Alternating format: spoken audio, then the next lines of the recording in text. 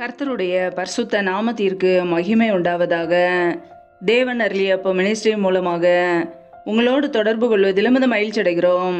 இன்றைக்கும் இந்த நாளிலும் தேவன் நமக்கு கொடுக்கிற வார்த்தை ஏசாயா 40ஆம் அதிகாரம் 31ஆம் வசனம். கர்த்தருக்கு காத்திருக்கிறவர்களோ புது பலன் அடைந்து கழுகுகளைப் போல செட்டைகளை அடித்து எழும்புவார்கள். அவர்கள் ஓடினாலும் இளைப்படையார்கள், நடந்தாலும் சோர்ந்து போகார்கள். ஹல்லேலூயா.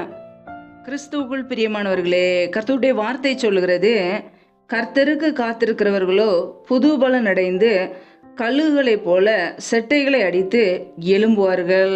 அவர்கள் ஓடினாலும் இளைப்படையார்கள், நடந்தாலும் சோர்ந்து போகார்கள் என்று கர்த்தருடைய வார்த்தை மிகவும் தெளிவாக கூறுகிறது. கிறிஸ்துவுக்குள் பிரியமானவர்களே, நம்முடைய வாழ்க்கையிலே கர்த்தருக்காக நாம் காத்திருக்கிற ஒரு பிள்ளைகளாக இருக்க வேண்டும். ஒவ்வொரு நாளும் தேவ சமூகத்திலே காத்திருந்து புது கிருபைகளை, புதிய ஆசீர்வாதங்களை, புதிய வல்லமைகளை நாம் தரித்து கொள்ள வேண்டும். கர்த்தரையும் அவருடைய சமூகத்தையும் தினமும் நாம் நாட வேண்டும். இன்னைக்கு நம்முடைய வாழ்க்கையிலே கர்த்தருக்காக காத்திருக்கிற ஜனங்களாக இருக்கிறோமா? ஒவ்வொரு நாளும் நம்முடைய உலக வேலைகளை கவனமாய் செய்கிறோம். கர்த்தருடைய சமூகத்திலே அதிகாலையில எழுந்து காத்திருக்கிற ஜனங்களாக இருக்கிறோமா? தேவ சமூகத்திலே காத்திருக்கும் போது தேவன் நம்மை புது பலனினால் நிரப்புவார். சோர்ந்து போகிறவனுக்கு அவர் பலன் கொடுக்கிறவர், சத்துவம் இல்லாதவனுக்கு சத்துவத்தை பெருக பண்ணுகிற தேவன்.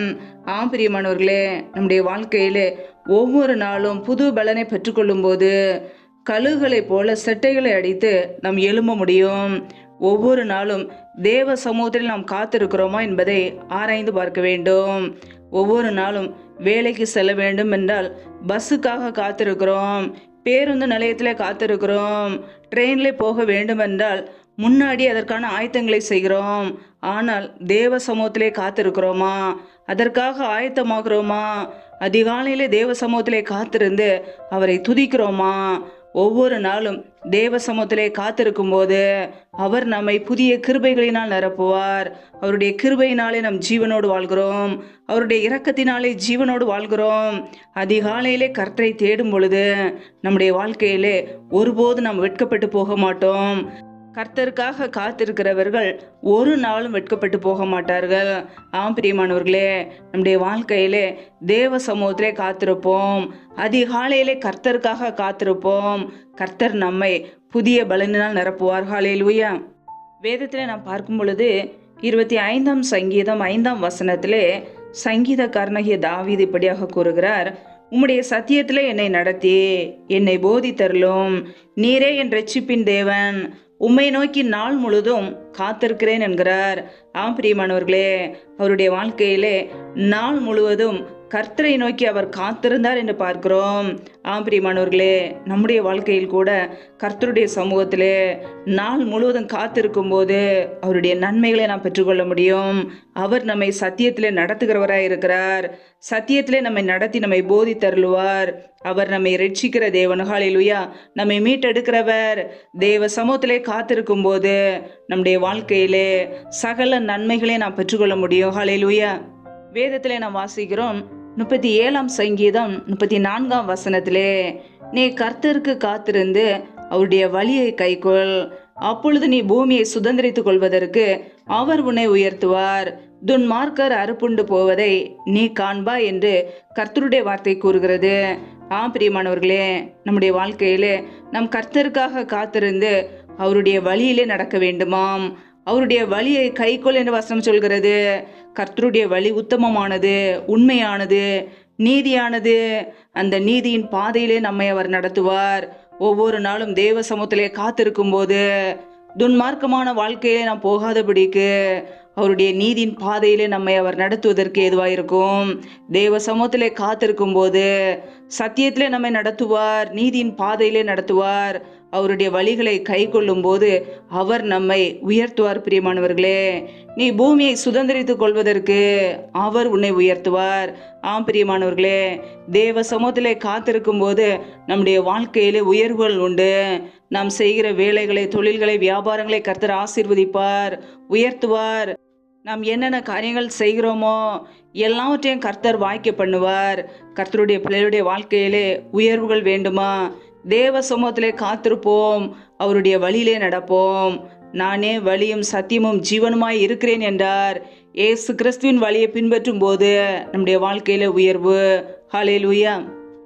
வேதத்தில் நாம் வாசிக்கிறோம், 40ஆம் சங்கீதம் 1ஆம் வசனத்திலே சங்கீதக்காரன் இப்படியாக எழுதியிருக்கிறார், கர்த்தருக்காக பொறுமையுடன் காத்திருந்தேன், அவர் என்னிடமாய் சாய்ந்து என் கூப்பிடுதலை கேட்டார் என்று பார்க்கிறோம். ஆம் பிரியமானவர்களே, கர்த்தருக்காக அவர் பொறுமையுடன் காத்திருந்தாராம். நம்முடைய வாழ்க்கையில் கூட தேவ சமூகத்திலே பொறுமையோடு காத்திருக்கும் போது அநேக நன்மைகளை நாம் பெற்றுக்கொள்ள முடியும். அவர் என்னிடமாய் சாய்ந்து என் கூப்பிடுதலை கேட்டார் என்று பார்க்கிறோம். நாம் ஜெபத்தில் எதையெல்லாம் கேட்கிறோமோ அதையெல்லாம் கர்த்தர் கொடுப்பார். நாம் கூப்பிடும்போது தேவன் நமக்கு பதில் கொடுப்பார். ஒவ்வொரு நாளும் தேவ சமூகத்திலே பொறுமையோடு காத்திருப்போம், அவருடைய வழிகளை கைக்கொள்வோம். கர்த்தர் நம்முடைய குடும்பங்களை ஆசீர்வதித்து உயர்த்துவார். ஹல்லேலூயா.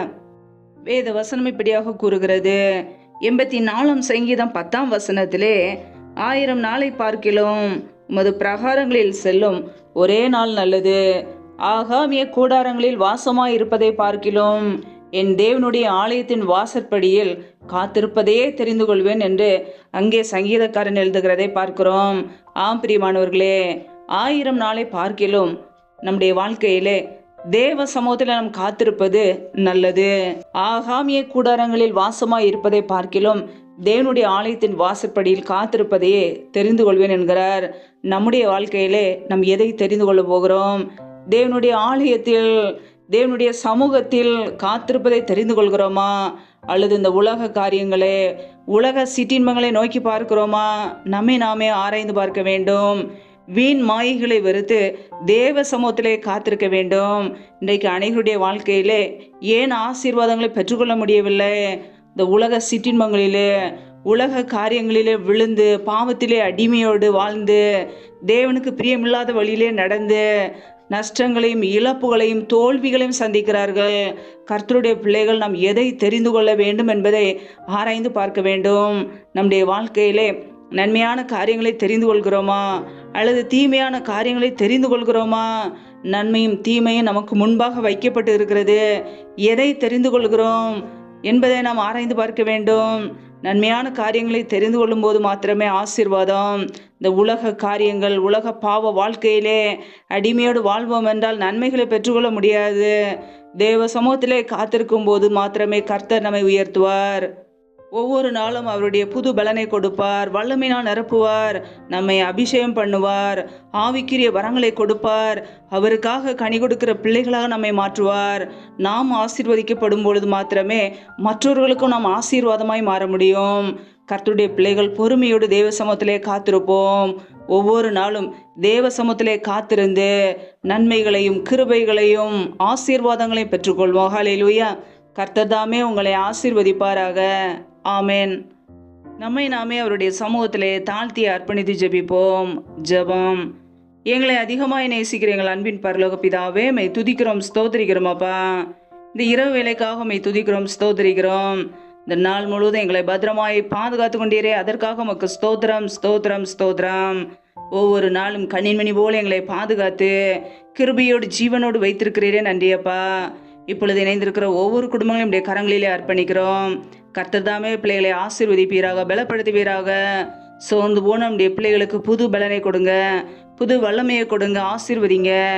எந்தெந்த குடும்பங்களிலெல்லாம் வேலைகள், வியாபாரங்கள், தொழில்கள் செய்கிறார்களோ எல்லாவற்றையும் ஆசீர்வதிங்கப்பா. கையின் பிரயாசங்களை பெருக பண்ணுங்க, வருதிக பண்ணுங்க.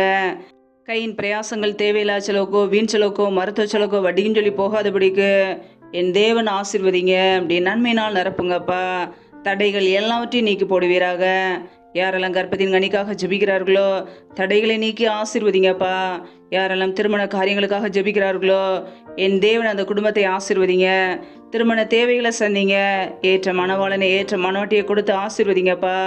உம்முடைய கரங்களில் அர்ப்பணிக்கிறோம். எந்தெந்த குடும்பங்களிலெல்லாம் திக்கற்றவர்களாய் தனிமையோடு வாழ்கிறார்களோ என் தேவன் அவர்களுக்கு உதவி செய்யுங்க. திக்கற்ற ஒவ்வொரு குடும்பத்துக்கும் நீரே தகப்பன். என் தேவன் எல்லா தேவைகளையும் சந்திங்கப்பா, ஆசீர்வதிங்க. நம்முடைய கரங்களிலே தாழ்த்துக்கிறோம். இந்த இரவு நேரத்தில் இன்பமான நித்திரையை கொடுங்கப்பா.